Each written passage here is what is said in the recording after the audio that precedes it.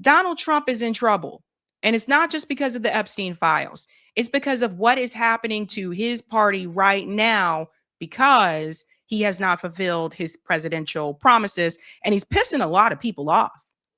Let's go ahead and take a look what is happening. We are running the numbers, ladies and gentlemen, here with the midterms.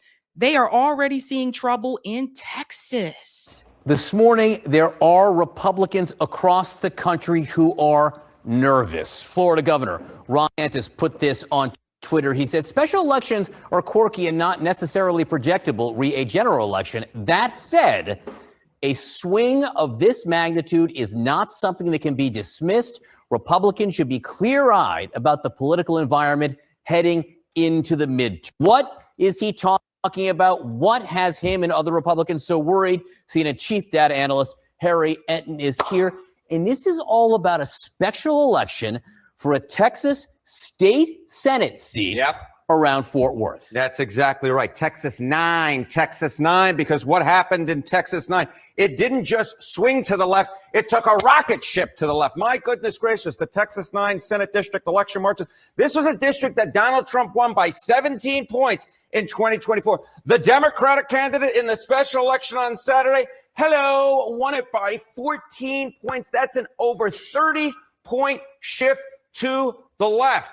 Any Republican, unlike Ron DeSantis, who doesn't take this seriously, they should realize that this is very perilous. They ignore this result at their own peril. Ron DeSantis is right to say, hey, special elections can be quirky, but this ain't no quirk.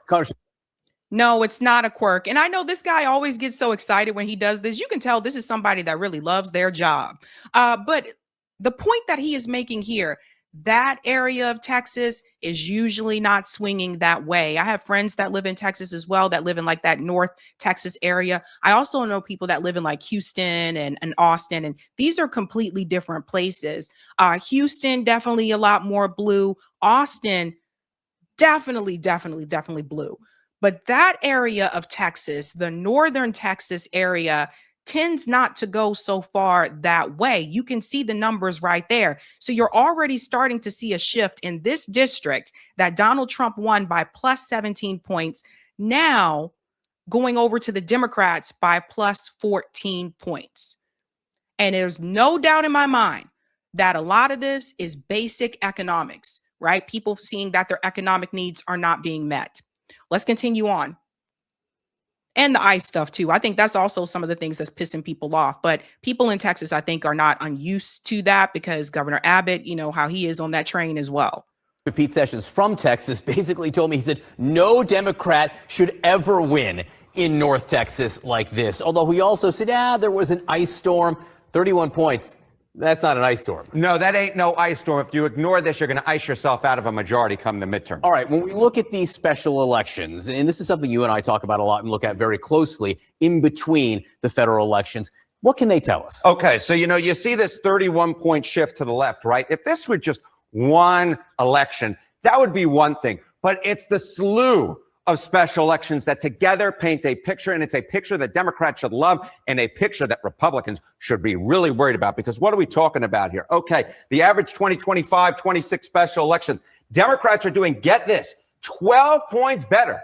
12 points better than Kamala Harris did in 2024. And that was a state special election that happened in Texas on Saturday. If you look at the federal special elections, this 12 points is actually north of 15 points on average. I was looking back through the history books. This looks a whole heck of a lot like what we saw during the 2017-2018 cycle, where you saw these Democrats outperforming how Hillary Clinton did in 2016. And what did it forecast? It forecast a net gain of 40 seats for Democrats. And I remember back in Pennsylvania, remember there was that Southwest, and that was a congressional special election seat, but that was one in which the Democratic candidate was able to actually win a deeply red Republican district. And that, of course, foretold big Democratic gains come 2018. Yeah, and we've been calling it, right? We've been telling people, FM said, why is he so loud? I don't know. He's very animated about his job. But the writing is already on the wall, right?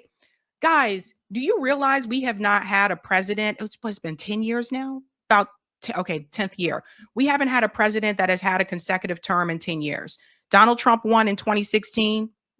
did not win re-election. Biden won in 2020, did not win re-election. Donald Trump won in 2024. He's not supposed to be running for 2028. But if this keeps up, I would say the Democrats are on a path to win in 2028. This is all just, again, basic economics. People are flipping back and forth. And by the people, I mean the independents, right? The registered independents that can kind of go one way or the other. I wish independents voted independently, voted for independent candidates or third party candidates. But a lot of times they swing back and forth. And that's what you're seeing is happening because the economy has been a mess. The economy has been a mess since the pandemic. The economy also, I would say, didn't really fully recover since the '08 housing crisis. So we're looking at years of people having economic pain. So what people are doing is they just swing back and forth in between parties. Now, the sad part about all this is, and you'll see that as we get into more of the corruption talk, is that both parties are corporate. Both parties have corruption. Both parties are controlled by the billionaire donor class. That's just a reality. That's not my opinion. We've run the numbers before on this show. And ultimately, I think we're starting to reach a breaking point where more people are like, okay, how long is this supposed to go on? How long are we supposed to struggle here? And now you're starting to see another issue where people are losing their jobs because of AI, artificial intelligence. It is only a matter of time where people are really going to have to sit down and come up with a plan, a financial plan for the working class in this country. Because the more they keep developing AI, the more these jobs are going to go away and people are going to need some type of help. But especially when it comes to foreign policy, ever since October 7th, more Americans are starting to pay attention to where their money is going. So now more people are like, why are we giving $3.8 billion a year to Israel? Why is the defense budget so high, but everyone in this country doesn't have health care? Everyone in this country doesn't have a place to live. Our homelessness crisis continues to increase in this country. The money is being mismanaged, and that's really what it comes down to. But that's because they answer to their donors. So what my fear is that everybody's going to have this shift back over to the Democratic Party, and the Democratic Party is still going to answer to the donor class. So people still are going to struggle economically. Let's continue on here. Foretells how? I mean, how frequently do these special elections foretell what happens in the midterms? Okay, so you see this 12-point overperformance. You see this 31-point overperformance. But that don't mean nothing if it ain't forecastable to the midterm elections. So what are we looking at here? Well, take a look at special elections since all the way back in the 2005-2006 cycle. 5 out of 5 times the party that outperforms in the special elections goes on to win the U.S. House of Representatives. And this, of course, all paints a picture, right? Texas 9, the special elections, the history of special elections in which Democrats look like they're in the catbird seat to take back the U.S. House come 2026 November. Which is why Ron DeSantis and others are nervous this morning. Yeah, that's why Ron DeSantis is speaking out. Otherwise, he wouldn't have said anything. So I know sometimes people say that special elections don't really matter, but it can foreshadow what is to come. Here's another one here. Now, this one is specifically about Donald Trump. Look at this one. It's Harry Enton again. Like I said, he is very excited. Look here, net approval rating on the economy. You go back to this point in the Joe Biden presidency, he was 19 points underwater. You go into Donald Trump's presidency, hey, he started off in the positive territory at plus 6 points. But down he goes, down the slide into the ocean he goes, negative 20 points. Donald Trump is actually in slightly worse position right now in the economy than Joe Biden was in this presidency. Trump administration. I'm just laughing because of the way he said it. Down the slide he goes. All right. So what is the Trump administration? The focus here. Look at what people are saying. Is focusing too little on lowering prices. The vast majority, 3 in 4 Americans say he's focusing too little on lowering prices. That's why he's going into Iowa. What is he focusing too much on? He's focusing too much on deportations at 50. See, this is what I was telling people. This is what I was telling you. So you're not prioritizing lowering prices, the economic needs, and you're focusing too much on the deportations. So people at the end of the day, people look at their wallets. People look at their bank account. And that's really what it comes down to. This is not good for Donald Trump. I mean, put this on top of the Epstein files. Holy smokes. And so maybe this is why he made this announcement earlier today. Trump urges Republicans to nationalize elections. What does that mean? Let's get into all of this, folks, here. President Donald Trump has called for nationalizing voting, the latest in a series of proposed election changes. He spoke with former FBI Deputy Director Dan Bongino on his podcast. Dan Bongino. I'm just sorry. That guy is really losing it lately, but let me continue on. He spoke with Dan Bongino. His administration continues to claim fraud for the 2020 election, despite lacking evidence. He accused Democrats without evidence of bringing migrants to the U.S. to vote, though only U.S. citizens are allowed to vote in federal and state elections. The Republicans would say we want to take over. We should take over the voting in at least 15 places, he said. The Republicans ought to nationalize the voting. We have states that are so crooked. It's one of several controversial comments that Trump has made regarding upcoming elections. But what does that even mean? So, for one, if things were looking positively for the Republican Party, I don't think that Donald Trump would be saying this. I mean, he kind of cuckoo, so who knows? But the reality is he already knows it's not looking good. Just as though, the same way that we show polls on this show and we look at polls, they have seen the polls before us. They see internal polls. They already know what's happening before those polls are released to us.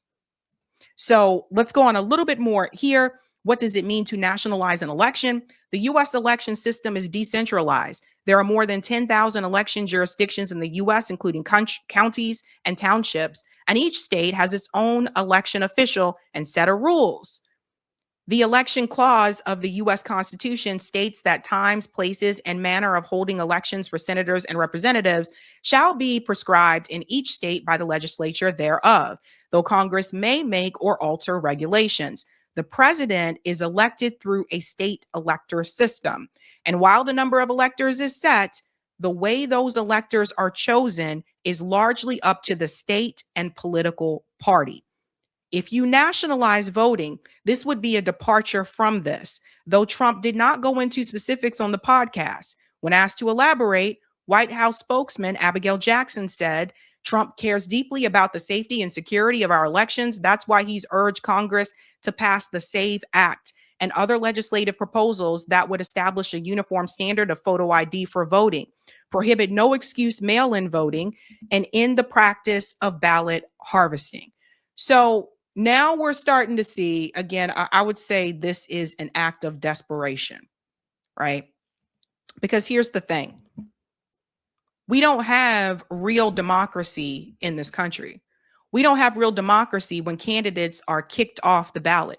Third-party independent candidates are kicked off the ballot. I mean, it is what it is. Everybody keeps talking about the 2020 presidential election, but let's keep it real. Let's go back to Bush, Gore.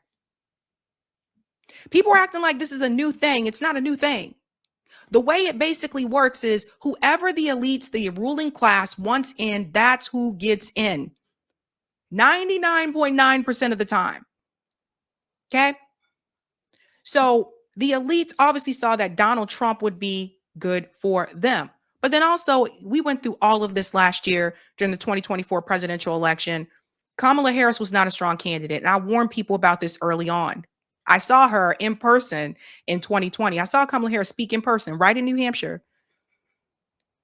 I didn't think she was a strong candidate then. That was back in 2020 when she was running the Democrat primary.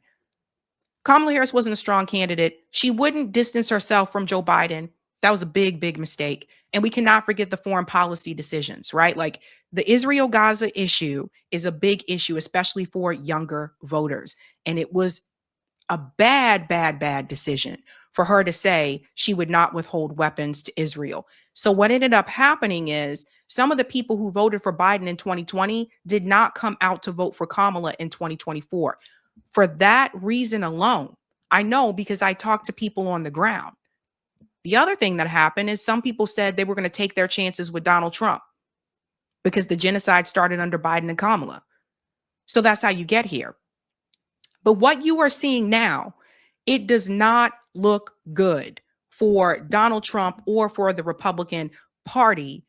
And he is just now in the second year of the presidency. And I saw this same similarity under Biden's presidential term. After that first year, in the beginning, people kind of still have some hope and they're like, you just started, let's get the ball going. But usually after that first year, it's like, yeah, and that's what Trump is seeing right now. So Teflon Don isn't so bulletproof after all, huh?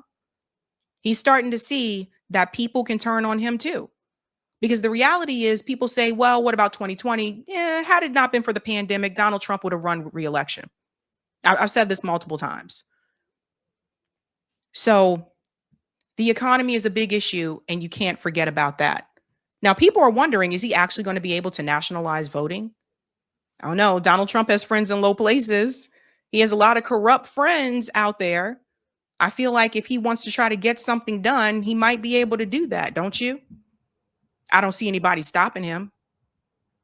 Hey guys, this was a Sabby clip. If you like what you saw, hit that like button and subscribe.